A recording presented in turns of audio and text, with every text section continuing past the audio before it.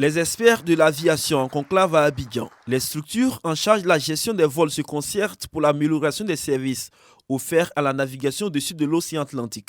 Il s'agit de revoir et surtout d'harmoniser les mécanismes de la circulation aérienne dans cet espace. À la fin de ces réunions, nous devons nous attendre à un renforcement de la coopération entre les différents fournisseurs de services de la navigation aérienne des États membres qui sont impliqués dans la gestion de cet espace aérien et également un renforcement de la sécurité des vols, un renforcement de l'efficacité des vols et également de l'économie au niveau des compagnies aériennes pour avoir des trajectoires beaucoup plus courtes, pour avoir des niveaux de vol appropriés qui permettent aux avions de faire des économies en termes de consommation de carburant, mais également en termes de protection de l'environnement. Le représentant du ministre des Transports se félicite de la tenue de cette rencontre à Abidjan. Une rencontre qui se tient après l'obtention de la Côte d'Ivoire de 2 certificats dans le domaine de la supervision de la sécurité de l'aviation. Ces certificats, dont nous tirons une légitime fierté, nous ont été décernés en reconnaissance des progrès réalisés par la Côte d'Ivoire dans la mise en place d'un système efficace de supervision de la sécurité et de la sûreté de l'aviation et le renforcement de la mise en œuvre effective des normes et pratiques recommandées pertinentes de l'Organisation de l'aviation civile internationale.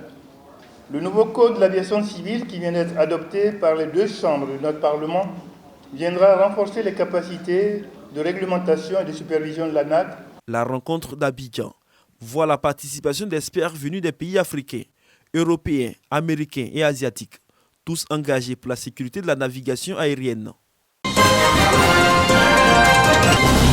Il est transporteur, mais jusqu'à novembre dernier, Abdoulaye n'avait pas connaissance de la vidéo-verbalisation. Il y a une remorque. Lui partait à Abidjan, était à assez vitesse. Maintenant, on vient de m'envoyer un message que le chauffeur était en pleine vitesse et que j'avais des droits à payer. Et c'est ça la vidéo-verbalisation. Ah ok, merci beaucoup pour l'information.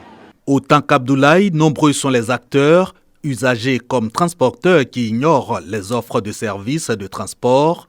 Pourtant, les innovations dans le secteur sont légion et résultent de la stratégie de sécurité routière et des réformes engagées par le gouvernement. Nous avons plusieurs structures, souvent méconnues du public.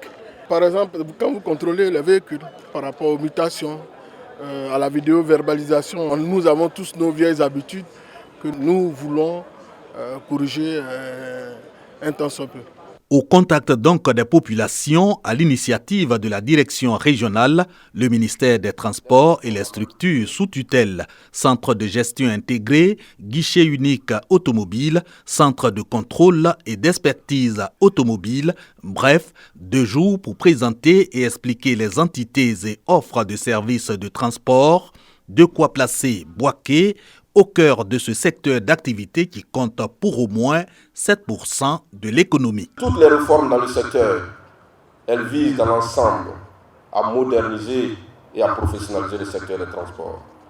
Concrètement, elles vont permettre aux acteurs des transports de vivre aisément de leur métier et de jouer un rôle central dans le processus de modernisation du secteur des transports qui est en cours.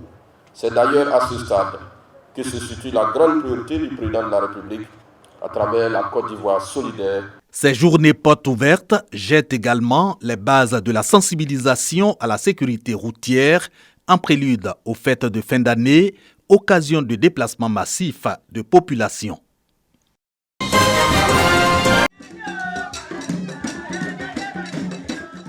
La prochaine fête de l'Igname aura lieu du 14 au 17 décembre dans la cité d'Ara.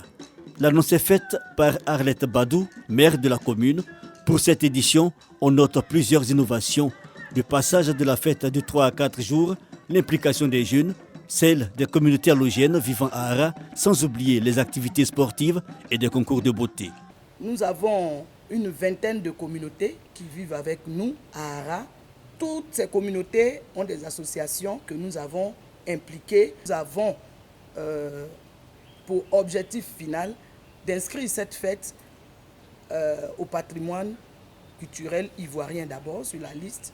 Et puis, pourquoi pas, ne pas solliciter l'UNESCO. Nana Nicolas Tano, chef de terre représentant la chefferie, pour sa part explique le caractère sacré de cette fête. Selon lui, l'igname est célébré parce que ce tubercule a sauvé le peuple Agni Aoua lorsque celui-ci a été frappé par la famine lors de sa migration du Ghana vers la Côte d'Ivoire. Pour ces intervenants, la fête de l'igname est un moment de réjouissance, de cohésion sociale, de retrouvailles et de développement. Pour l'édition 2022, ce sont plus de 100 000 visiteurs qui sont attendus.